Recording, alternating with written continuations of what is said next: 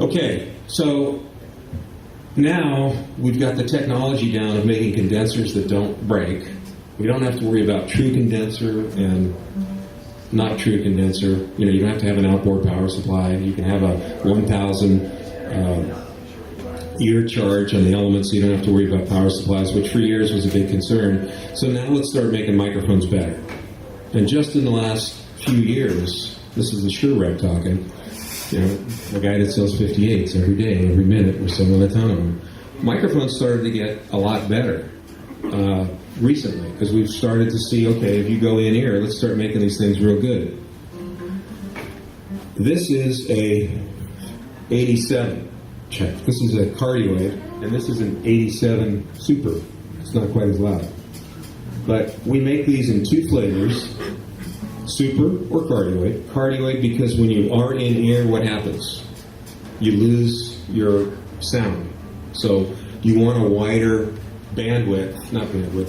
wider spectrum, scope of the stage coming in your ears. That's a real problem when you go in here. You can't hear anything except what is in the mix. So now, when you're used to listening to the drummer, and I've got this really cool super cardioid mic, I can't hear the drummer anymore. So we make the Beta 87. We make this mic in cardioid and super cardioid, and it does sound good.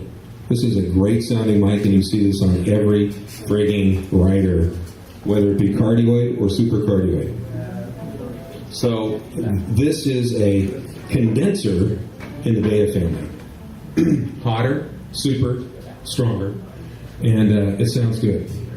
Okay, so for years, it was either this or a European mic that was on the top rider. You take a big voice like Michael McDonald, that's the only body rate. A lot of these guys with big voices, you know, they're in the studio with U87s, and when they get on stage, they want to have something that sounds good. So Mike helped. This was the breakthrough in mics. On wireless,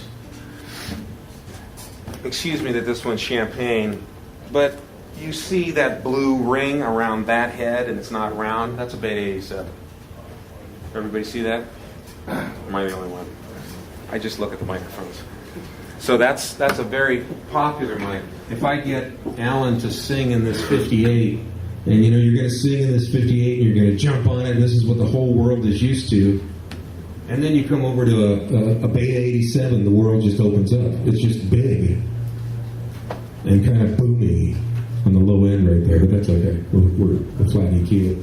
So, you know, how many of you guys play instruments?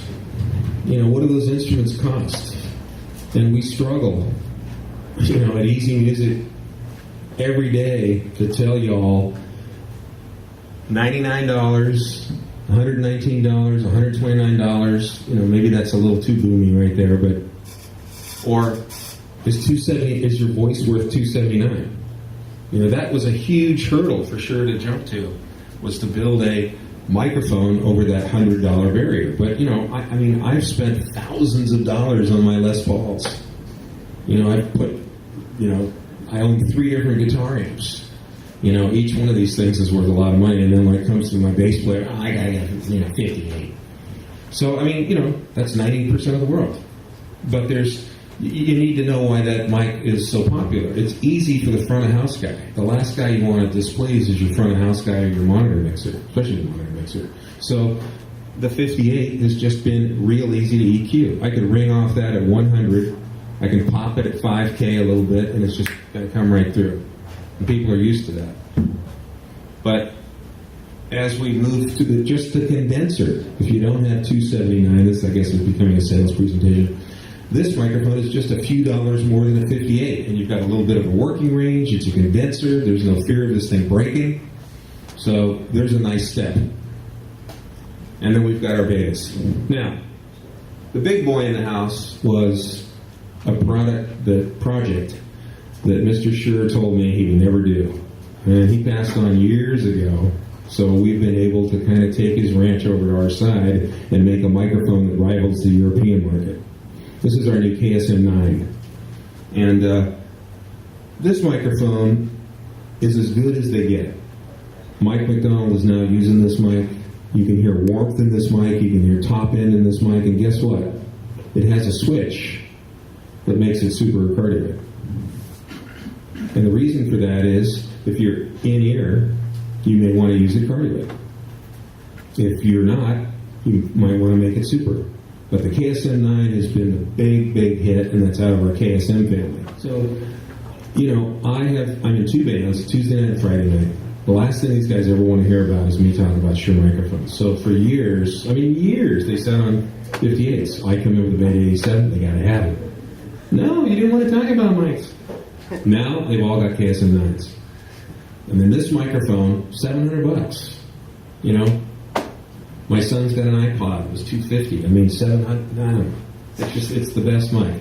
But this microphone, I think, is going to start taking off around here. And Alan's been a promoter of this. If it makes sense, if he can sing the same thing over and over, we might call on him to do that. Alan, whenever you're ready, I'm going to take a couple minutes as you warm up. I'm going to also show you that mic is not in the Beta family. It came out of our KSM family. You guys see these on TV. You see these in the recording studio. When Cheryl did her second record after she left the Tuesday night Kevin Gilbert thing, Roger Nichols, my most favorite engineer, did these. Eddie Kramer actually helped us make the 32, and the 32 sounded so good it didn't sell. It's too flat. People use it in symphonic orchestra, cellos. Cheryl did it on her second record, but it didn't have that juice of a Neumann U87, so we made the 44. It also has a pickup pattern selector on it, and then half of a 44 is the 27. So if you guys want a $300 mic that sounds like 1,000 times 10 European mic, this KSM 27 is great for recording, not for live. But once we started to get so good at these condensers, there's more. Oh, wait a minute. We've got these guys, and I would much rather use one of these on my guitar amp or overhead drums or a good acoustic guitar, that kind of thing. These are pencil condensers, and this in the world of giving that condenser its freedom. Remember I told you it's so light, it's like one page? Well, when you give it a big capsule, if you don't keep a grill on it, keep the Pro from the mic, it's going to overload. So these are smaller, they don't overload as easy.